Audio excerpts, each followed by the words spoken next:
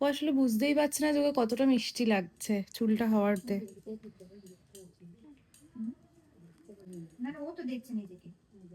না না, তাও একটু কনফিউজড আছে।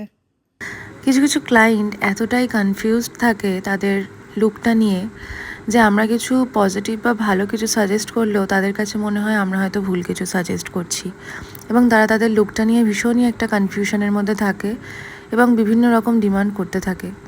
বাট আলটিমেটলি আমাদের উপর ভরসা করলে যে লুকটা কতটা ভালো আসে। না না, উঁচা করব না, ব্যাপারটা হচ্ছে যে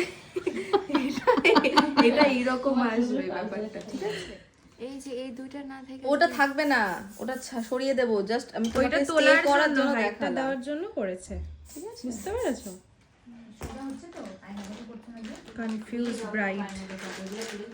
প্রথম দিকে প্রচণ্ড কনফিউজ থাকাকালীন ও বুঝতে পারছিল না যে ওকে কীরকম কী লুক ভালো লাগবে। ওকে যেরকম ভালো লাগবে সেরকম একটা মেকআপ লুক তো আমি দিয়েছিলাম, কিন্তু হেয়ার স্টাইলিংটাও ঠিক ততটাই ইম্পর্ট্যান্ট একটা লুককে ক্রিয়েট করার জন্য। হেয়ার স্টাইলিংটা হয়ে যাওয়ার পরে ওকে অপূর্ব সুন্দর লাগছিলো, ঠিক যেন মা লক্ষ্মী। তোমরা কিন্তু কমেন্ট করে জানিও। আসলে যারা প্রথমবার কোনো মেকআপ আর্টিস্ট দিয়ে সাজে তাদের কাছে প্রথম থেকেই ভীষণ কনফিউজিং লাগে, তার জন্য আমার মনে হয় এই প্রসেসটাকে একটু ট্রাস্ট করা উচিত।